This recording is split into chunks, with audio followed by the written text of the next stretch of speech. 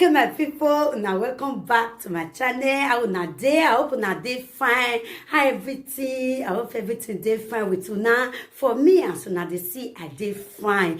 I thank God for everything. My people, I don't come back again with another news, another ogbonge one. Wey be say, if you see this one, my people, it go chocolize you. If everywhere don't read, my people. I say only me one not go see this video. Make una also see this video, make una settle down, watch this video till the end. I beg my people also, if you never subscribe to this channel, what do you they wait for?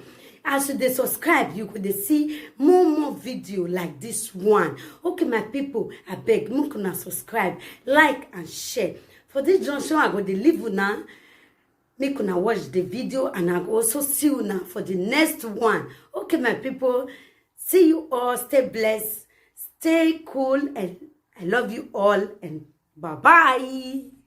Nigerians languishing in Italian prison, and what he's clamoring for is for justice to be served. And right now he's in Lagos with a lot of persons. As you can see, placards showing we don't have Nigerian mafia, Nigerian life matters, let Nigerians breathe, and the green Bible used in prosecuting Nigerians is forged.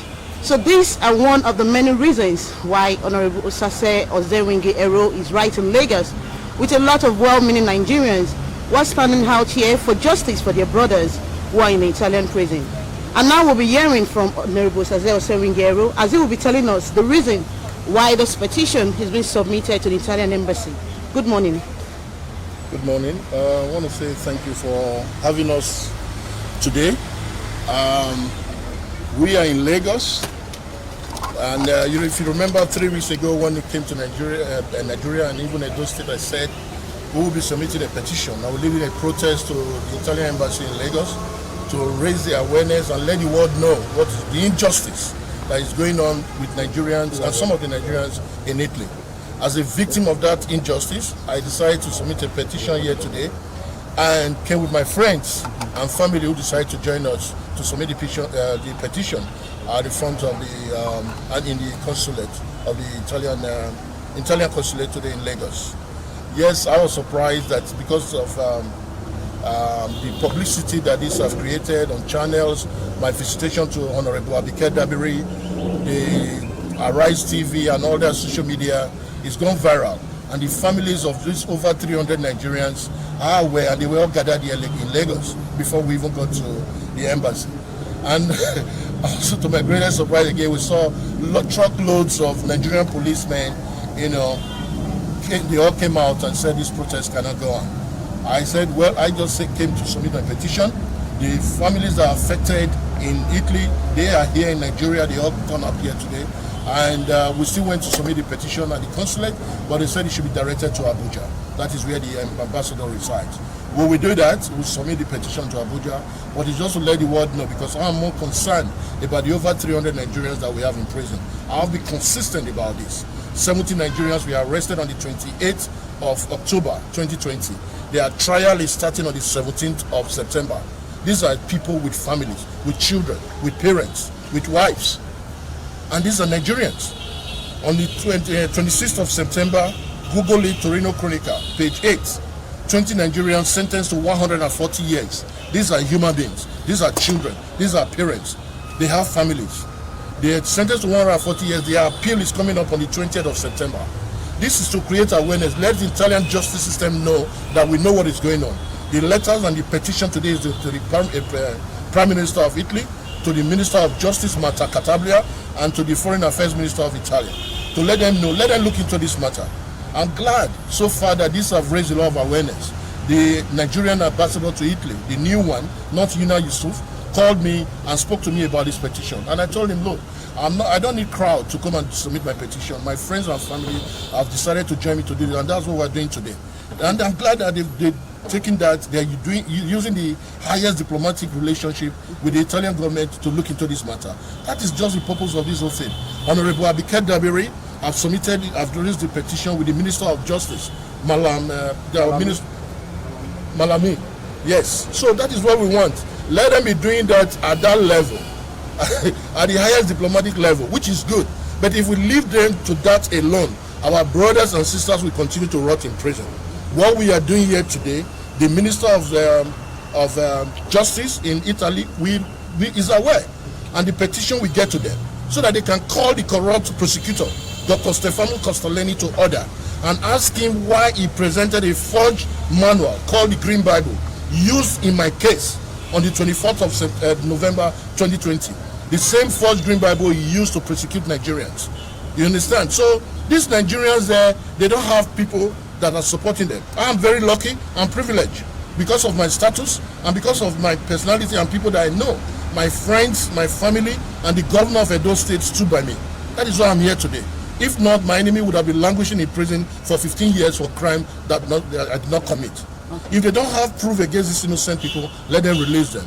If they commit crime, like some of them do, some of them are involved in credit card fraud, some of them sell marijuana on the street, some of them constitute nuisance. Let those boys be prosecuted and charged according to the crime they committed. Article 416B, the highest Italian mafia criminal code, is not for Nigerians. We don't have Nigerian mafia, and they cannot use that to arrest and prosecute Nigerians when there's no evidence of it. So I want to thank everybody, thank my friends, my family that came out here today to support us, because this is not about me. I'm free. I could have moved on with my life, but I made a vow to God while I was in prison, in detention, that I will not let this lie low. I will let the world know about the injustice on these innocent Nigerians. I have contact with some of their wives and their children and their family who are suffering as well. So this is not about me. People ask questions about popularity, but I don't need popularity. God has blessed me. I'm endowed, with a lot of blessings from God, and I thank God for that. But these innocent people in prison in Italy are not privileged, as privileged and lucky as I am. Thank you. Thank you very much, sir. No question. Okay. For clarity purpose, you talked about you not looking for popularity gains and all that. Now you've been to the Italian consulate, you've submitted your petition. From the look of things, having the chairman of Nigerians in diaspora, Abike Dabiri, following suit on this case, how well do you think this justice case is not going to be faulted again? Well, the basic thing is that the most important thing about this case, about my coming out today, raising awareness, going public, talking to channels, Arise TV, social media, has been achieved as far as I'm concerned. Because we want to raise awareness. The consulate was shut down today. You saw the number of policemen that came out. I was surprised. I went to the Commissioner of Police yesterday to seek permission for this protest. I went to Abuja to meet the Inspector General of Police to tell him that this is what we want to do. We are not hiding anything, and that's what a civilized human being should do. So I'm surprised that the battalion of policemen that came out today, just to try to prevent this protest. But the message has been sent. They are aware of my petition being submitted today, and that is why they shut down the consulate. That's why the embassy was shut down. So I'm happy. The message has been sent. My petition will be sent to the ambassador in in Abuja, and in 4 weeks' time, I say things and I do it. In 4 weeks' time, there's going to be a protest in London, in front of the Italian embassy in London, and the whole world will see it. I will be there by the grace of God with my friends and my brothers. I don't think the Nigerian police can come and stop us there. Thank you. Sir, please, how did you feel while in incarceration for 18 months? How did you feel, sir? Prison or detention is difficult for human beings when you commit a crime. So talk less of when you did not even do anything. And in the first 6-7 months, I was confused because I didn't know what was going on. After all the successful event that we did in Edo State, where we did the National Festival for Arts and Culture, the first time Edo State is hosted our culture, and the best ever in Nigeria.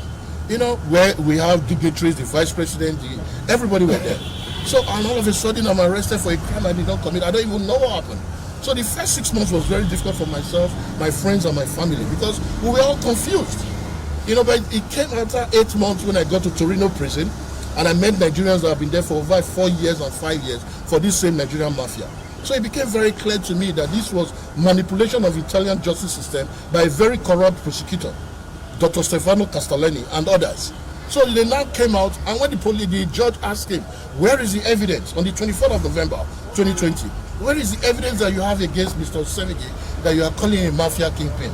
Only for him to submit a manual, a forged manual that he called the Green Bible, and he said this is the operational manual of the association that I was arrested for. That is painful. That is pathetic. So I feel very hurt. It's the grace of God that I still have my senses intact, because it was very difficult, and you could lose it. Like we have Nigerians, running mad in Italy, in the prison. 2 boys, they already lost it. One died in 2018. There was one that had issue with the Italian people that were in prison. They poured hot oil on him. One Efosa. Those are human beings. So these things is to raise awareness. We don't have Nigerian mafia. Like I said, those 300 Nigerians, I'm not saying they are innocent of crime. This is very important. Let them be prosecuted for the crimes they committed. And if anybody does credit card fraud, if anybody does courtesan in Europe, let them be prosecuted. Human trafficking, prostitution, whatever crime they committed with evidence, let them be prosecuted and put in prison. So how are you managing how are you coping with the pressure from families of these people that are languishing in jail in Italy? How are you managing the pressure from family members? Well, thank God for my friends. I have very good friends, Barrister Anthony Onoye, Barrister Obazee, Big Sam, and a few other friends that will come together to have this hashtag justice, the t-shirt that we're wearing here today. I know I couldn't have handled it alone, but these are my brothers, my friends that believed in me and saw the injustice melted down on me there. So we all came together to say, let's set up this hashtag justice. There's a contact number, there's a website, there's an email address where we can reach out to these families abroad and get everything coordinated. So I don't receive direct phone call from them. We have already established the hashtag justice with email address, with a website and the telephone number, so that people that are affected can call these numbers and they will speak to some other people. Can we have the website and the numbers? Yes, it's on the. So we'll have it that later. So everything is well connected. Yes, ma'am. Are you actually doing this protest because of what you went through when you were innocent in jail? I'm doing this protest because I made a vow to God that if God released me from that prison in Torino, that I would raise this awareness for the innocent people that are left behind. The injustice melted down on me for 19 months was very unfair. And the reason I'm standing here to say this today is because of who I am, because of my status, and because of the people that I'm blessed with. I'm very lucky and privileged to have good friends, good families. The governor of Edo State, His Excellency, Governor Godwin Obazee, and every Nigerian that were praying for me, because I knew and I felt it that I was being prayed for.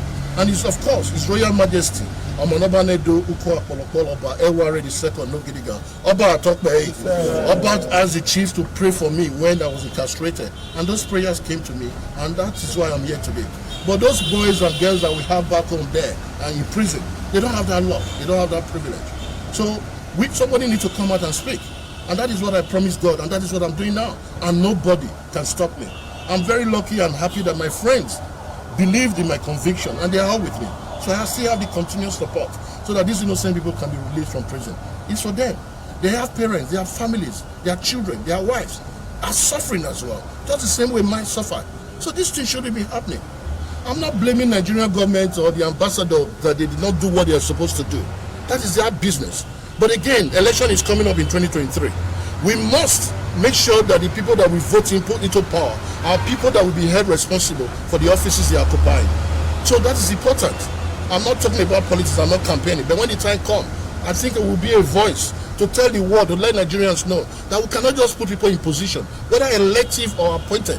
Let them be responsible and are held accountable for what they're doing. If a senior government official like myself, on official duty, a commissioner, a serving commissioner, is arrested in diaspora and did not get his full support, nobody came out. The Minister of Foreign Affairs, Geoffrey Oyema, did not come out. The governor called him, telling my commissioner have been arrested. Please support him. I believe in his innocence. The man did not do anything. The former ambassador, Yina Yusuf, who is writing a rejoinder now and saying all sort of things, could not act because he said he is waiting for the directive of the Minister of Foreign Affairs. Are you not going to start blaming me because I speak the truth? I'm not talking about myself. God has blessed me. God has revealed, exonerated me. God has brought me out. But these innocent Nigerians, they have families. And we all need to stand by them. We all need to speak out. I'm not saying that bring the evidence you have against them.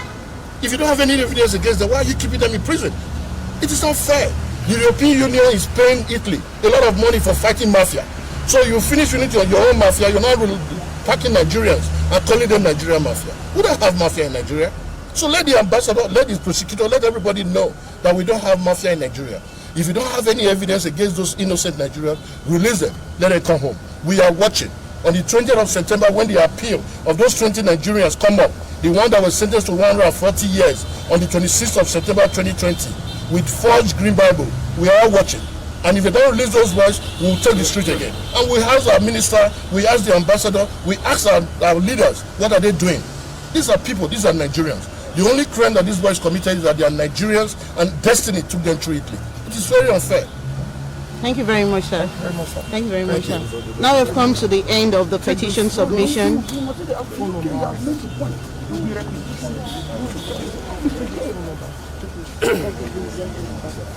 You're fine? Yes, yeah. I'm fine, yeah? Okay.